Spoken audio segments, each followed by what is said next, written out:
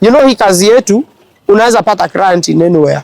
For instance, umechukua mtu airport. Ulikuwa unangoja ka request kameitana, lakini mzungu amekwambia nimefurahishwa na gari yako, nataka unipeleke kesho, utanipeleka Masai Mara. Hiyo safari huwezi enda because hii gari haiwezi fika huko. Itakulimit safari yako. By the time kama ataenda akisimama mahali ama serikali kulingana venye nasema itatuwekea machaja na huko kwa barabara, hata kama ni mbali haitakuwa na that charge, but currently iko na charge. But unajua ya kwamba hii haitakucharge in any way because kitu ya kwanza haina kelele ndani. Hii gari haina engine, kitu inatumia ni motor peke yake na hiyo battery ambapo haina mambo mingi. So kitu itakuwa ina kucost wakati unaenda service, bado niko kwa biashara. Kazi ukitaka, hii kazi ni competition through the internet. The time simu yako iko na processor smart, itaweza kukuletea kazi haraka before mwingine. Utapata kazi wale wengine wakisema hakuna kazi. Wow.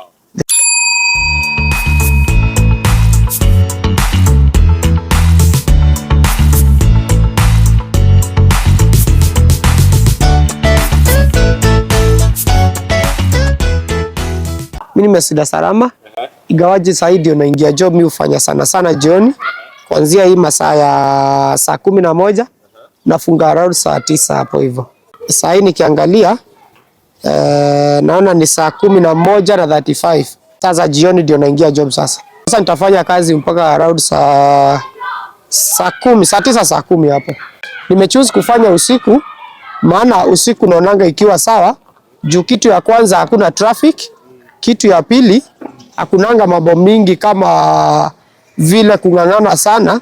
By the time umekaa mahali unagoja client, at least inaitana haraka na una access kufika haraka mahali penye unafikisha client.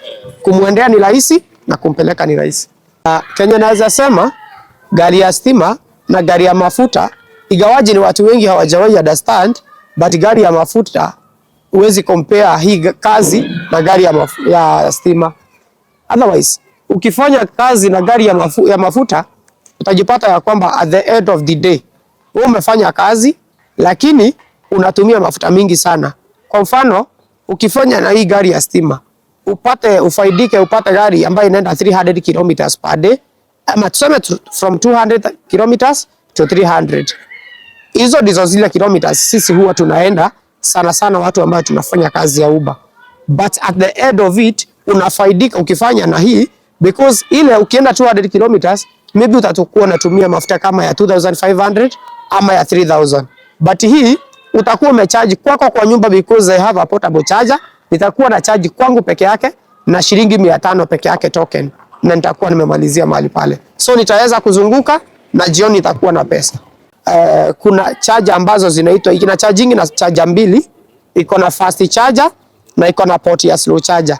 So kuna venye unaweza enda safari upata umetumia moto imeisha because ina reducing kama venye mafuta u reduce. So ukiona ime reduce, there is a way unaweza tumia kucharge mahali pengine because kuna fast chargers. Like Sarit Center tuko na charger pale mahali inaitwa The Well, tuko na charger to Rivers na kuna charger nyingine iko airport. So unaweza enda pale ufix charger yako na uendelee na safari. Tuanzie na slow charger.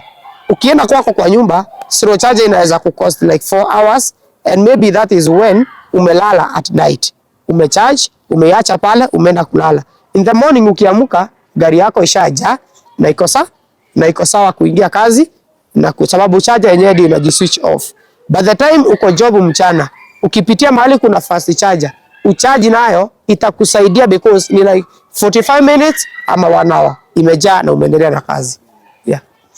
Hata kama hauna place ya kucharge, tuseme kwa mfano umepeleka mtu na hakuna mahali pa kucharge, kila gari inakuanga na portable charger yake. So kuna uwezekano hata ukienda kwa kinyozi mahali ama uende kwa hoteli, kwa mfano umepeleka mtu Thika ama umeenda Watondo, uko na mahali uko na kachaja kako mtu anabebanga, una charge the way like una charging simu, una connect pale, unamwekea ka token, unatulia pale kidaka kidogo, imeongeza moto unataka na unaendelea na safari. Ukiangalia hii ni gari ambayo mimi nafanya kazi nayo, ukiangalia inakaa mpya, namba plate yake ni KCU.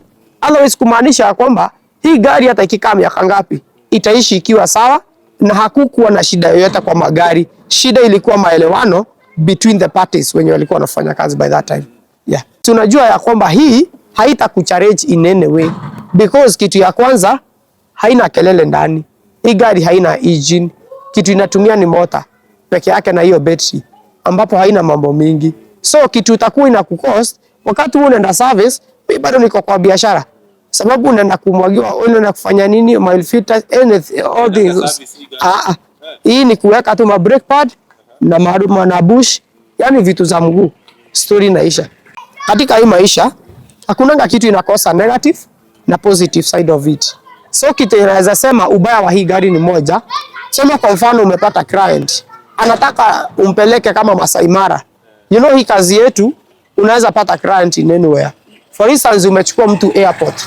Ulikuwa unangoja ka request kameitana, lakini mzungu amekwambia nimefurahishwa na gari yako, nataka unipeleke kesho, utanipeleka Masai Mara. Hiyo safari huwezi enda because hii gari haiwezi fika huko.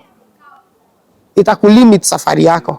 By the time kama ataenda akisimama mahali ama serikali kulingana na venye nasema itatuwekea machaja na huko kwa barabara, hata kama ni mbali haitakuwa na that charge, but currently iko na charge. Yeah, because safari ndefu kuliko kilomita zake zenye imewekwa za kucharge huwezi enda zaidi ya hiyo.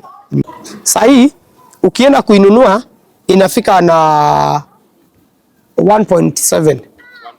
Yeah. So iko juu kidogo kuliko hizi za mafuta. According to me, Kenya naweza advise hakuna gari haiwezi fanya kazi. Bora tu ukae ukijua ya kwamba usitafuta gari yenye inakunywa mafuta sana. Because hii kazi yetu nayo ni kujaribu. Na ni mzuri kuliko kuajiriwa. Sababu hizi kama kuajiriwa, hii ni kujiajiri. Hata kama umepewa ya mtu ya kupewa hivi ni mzuri. But for me yenye naweza sema ya stima iko sawa kuliko ya mafuta. Faida yake hii ya stima ni kwa sababu the time umecharge kwako kwa nyumba umelala, asubuhi ukiamka sababu ni cable ndefu umecharge ishaja. So ni kuamka kuchukua kifunguo kurudisha gari na kuenda kazi. Utashida hivyo utarudi jioni, hakuna kungangana ukishida kwenda kunywa mafuta kwa barabara. Na itakusaidia. Hii kazi iko na faida yake na iko na hasara yake. Lakini lazima ukae ukijua kwamba wewe umeingia kwa industry kama umeshajipanga. Because for kitu ya kwanza lazima utafute PSV, good conduct na driving license. Ambazo ndizo zinakuanga serious. By the time umeingia kwa hii industry, kama ukijua kwamba utapatana na masaibu kwa barabara, usiwe mtu wa kukimbia kwa barabara, usiwe mtu wa kukunywa pombe na usiwe mtu wa starehe za wasichana, because hii ni kitu inaweza kufanya ikusaidie sana ama ikuue haraka sana. Kitu ya kwanza wakati umepatana na wasichana, because tunabebanga wasichana, unabeba msichana kutoka hapa kumpeleka mahali pengine na anabadilishia nguo hapa ndani ya gari. Na wewe una hizo, at least ukiwa mtu mwenye una focus kesho yako, unajipenda na unapenda familia yako, na unapenda maisha yako, huwezi fanya Kenya anataka ufanye. Wewe una hizo. Wewe unafanya kazi kulingana na venye amekurequest, kumtoa kutoka point A kumpeleka point B, mnamaliziana mahali pale. Kitu ya pili, usipende kusave namba zao. Ama mtu anakuambianga ni umenibeba vizuri, at least nitakuita kesho, unaweza nipeleka. Kama siku nyingine nitakupigia simu, mwambie not unless unirequest, mimi sitaweza kuja. Not unless nikuwe hiyo area, because siwezi jua ukinirequest nitakuwa mahali wapi. Point number 2, upande wa ulevi, unapata ya kwamba vijana tunapenda sana ulevi. Utapata mtu ameenda kununua pombe lakini bado anajua ako kazi. Ama unafanya kazi the whole day, after kuchoka unasema kwamba ati nikwenda kumaliza mauchovu, unaenda starehe zako kwa pombe ama unaenda dunda. Ndugu yangu ama dada yangu, usifanye kazi ukiwa na starehe, weka starehe kando na itakusaidia. Mimi napenda hii kazi because point number 1, siwezi ajiliwa. Ni kama nimejiajili, because at the end of it kitu inakuanga ya maana katika hii kazi ni mzuri, but kuwa na gari unajua haitakusumbua. Kitu ya pili, kuwa na simu poa. Hii kazi ni internet speed. Ukiwa na simu ambayo iko na RAM ya juu, hiyo ndio faida ya simu. Hiyo ndio faida ya kazi. Lakini watu wengi hawaambiangi mtu, wewe unaambianga tu tafuta simu ya smartphone uingie kazi nayo. Hiyo sio simu, si kazi.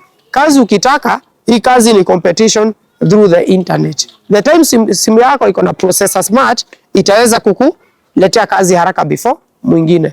Na utapata kazi wale wengine wakisema hakuna kazi. Wow.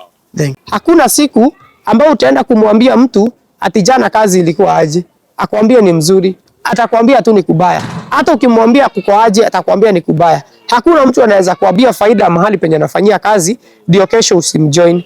Otherwise kazi iko sawa na mtu afanye kazi akiwa na lengo. Kitu ya pili nitasema, utasema ni mbaya like the way nimekwambia, ina depending na simu. Kama uko na simu ambayo inafanya na 3GB ya RAM ya 3GB na mwingine ako na 16GB RAM, hakuna mahali mtapatana because yeye atakuwa anaitwa unabaki pale. Mwingine anakuja pale anaitwa unabaki pale. Sababu hii kazi ni internet, hii si kazi ya mtu anakupigia simu kwa sababu mnajuana. Yeah. Upande wa gari na partner inalingananga because hapo inakuanga ni kuelewana, that is in between partner na driver. Because for instance, kama hii ya mafuta mimi nimekuwa nikifanya nazo, unapata ya kwamba kuna partner atakwambia mimi niwekee dhao kwa siku.